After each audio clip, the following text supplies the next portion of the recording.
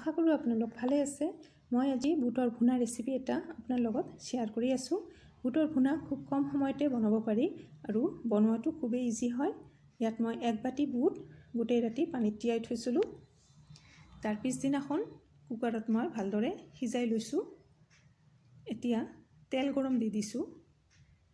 তেলখিনি গৰম হোৱাৰ পিছত আধা চামুচ জিৰা দি দিলোঁ। শুকান জলকীয়া এটা দি দিছোঁ। এটা পিঁয়াজ সৰু সৰু কৰি কাটি দিছোঁ আৰু পিঁয়াজখিনি তেলত ভালদৰে ভাজি ল'ম। এটুকুৰা আদা গ্ৰেট কৰি দিছোঁ। আদাখিনি পিঁয়াজৰ লগত অলপ সময় ভাজিম। এই সময়ত গেছৰ ফ্লেমটো একদম কমতে ৰাখিব। আধা চামুচ ধনিয়াৰ গুড়ি দি দিছোঁ। আধা চামুচ গৰম মছলাৰ গুড়ি দিছোঁ। হালধিৰ গুড়ি আধা চামুচ দিছোঁ। আধা চামুচ জলকীয়াৰ গুড়ি দিছোঁ আৰু সোৱাদ অনুসৰি নিমখ দি দিছোঁ।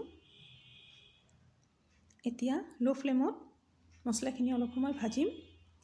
তাৰপিছত সিজাই থোৱা বুটখিনি দি দিম।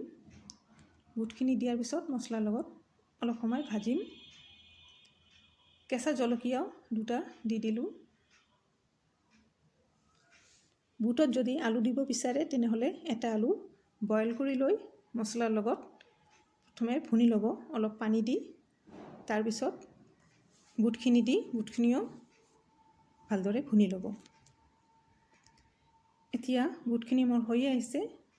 বুটখিনি 5 মিনিটমান মই মছলাৰ লগত ভাজিম। বেছি ভাজিলে আকৌ টান হৈ যাব। এতিয়া নমোৱাৰ আগে আগে নেমুৰ ৰস আধা ফালি মই নেমুৰ ৰস দি দিছোঁ আৰু চাৰিওফালে লাৰি দি গেছটো মই অফ কৰি দিম। এতিয়া বুটৰ ভুনা একদম ৰেডি ছাৰ্ভ কৰাৰ কাৰণে। গাৰ্নিছৰ বাবে মই বিলাহী, পিঁয়াজ আৰু ধনিয়া পাত দি দিছোঁ। আশা কৰোঁ ৰেচিপিটো ভালেই লাগিছে আৰু যদি ভাল লাগিছে তেনেহ'লে লাইক এটা দিব আৰু ছাবস্ক্ৰাইব যদি কৰি থকা নাই তেনেহ'লে ছাবস্ক্ৰাইব কৰি দিব আৰু ৰেচিপিটো চাই যদি ভাল লাগিছে তেনেহ'লে মোক কমেণ্ট কৰি জনাই দিব।